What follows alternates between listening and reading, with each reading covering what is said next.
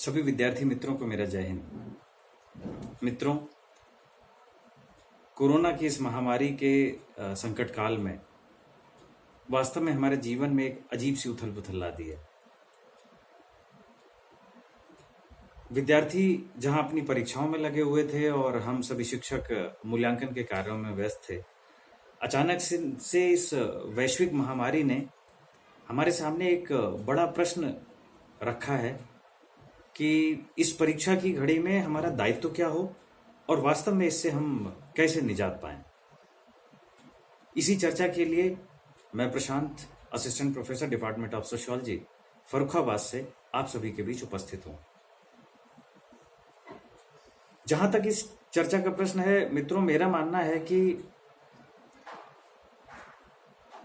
हम व्यक्तिगत और सामाजिक दो संदर्भ में इसके दायित्व को समझ सकते हैं और इस समस्या का हल तो तभी संभव है जबकि सरकार या डॉक्टर्स जब तक कि उसका कोई वैक्सीन नहीं उपस्थित करा पाते हैं। मेरा यह मानना है कि व्यक्तिगत रूप से तब तक बचाव ही इसका एक माध्यम है। तो सबसे पहला कार्य जो हमें करना है वो है कि हम खुद को अगले 6 महीने तक या जब तक वैक्सीन आपको नहीं उपलब्ध होती है तब तक अपने आप को संक्रमित मानकर ही व्यवहार करें। इससे एक तो आप संक्रमण लेंगे नहीं और दूसरों को देंगे भी नहीं। दूसरा मेरा मानना है कि 1 रुपए से लेकर जो आपकी हैसियत है उसके अनुसार पीएम केयर्स को आप डोनेशन दे सकते हैं, जो कि आपका व्यक्तिगत योगदान हो सकता है। तीसरा मेरा मानना है कि सरकार जो दिशा निर्देश आपको दे रही है उसका आप अनुपालन करें और आरोग्य सेतु भी अपने मोबाइल में डाउनलोड करें। चौथी बात जहां तक है, मेरा मानना है कि हम सभी अपने अपने घरों में रह रहे हैं तो परिवार के प्रति हमारा एक विशेष दायित्व बन जाता है, तो हम खुद भी सुरक्षित रहें और उनको भी सुरक्षित करें।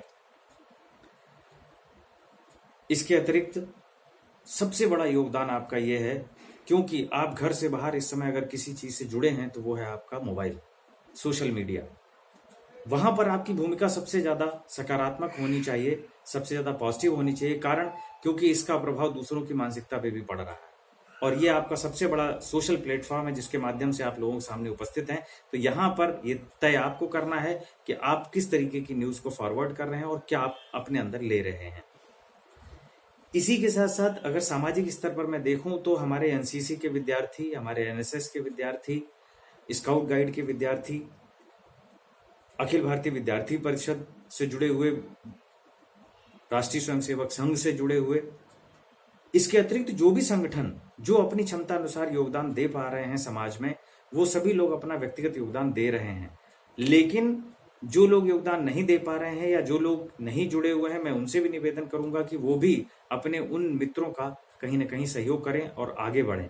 यह एक ऐसा समय है जिसमें हम सभी मिलकर योगदान दे सकते हैं। इसके अतिरिक्त मैं एक छोटी सी कहानी से अपनी बात को समाप्त करना चाहूंगा। एक महल में अचानक से आग लग गई, चारों तरफ हाहाकार मच गया, सभी लोग वहां से भागने लगे और अपने स्तर से सभी लोग उस आग को बचाने का प्रयास कर रहे थे। उसी बीच में एक चिड़िया जिसका घोंसला भी वहां था, तो वो अपने बच्चों को लेकर भागती है और बच्चों को सुरक्षित करने के बाद वहां के पास के तालाब से चोंच में पानी भर भर के उस आग पे डालने लगती है। तभी वहां पे खड़ा मंत्री उससे पूछता है कि क्यों चिड़िया, तुम्हारे इस चोंच में 2 बूंद से इस महल का कुछ भला तो होने वाला नहीं, तुम्हारे प्राण और चले जाएंगे। तो चिड़िया कहती है कि इस महल का जब भी इतिहास लिखा जाएगा तो मेरा नाम इस महल को बचाने वालों में लिखा जाएगा, मिटाने वालों में नहीं। मित्रों, मैं आपसे सिर्फ एक ही निवेदन कर सकता हूं, संकट की इस घड़ी में यह आपको तय करना है कि आप किन दायित्वों का पालन करना चाहते हैं और सफलता इस बात पर तय करेगी कि आप इस देश को मिटाने वालों में अपने दायित्व को रखना चाहते हैं या इस देश को बचाने वालों में। ये आपको तय करना है। जय हिंद, जय भारत।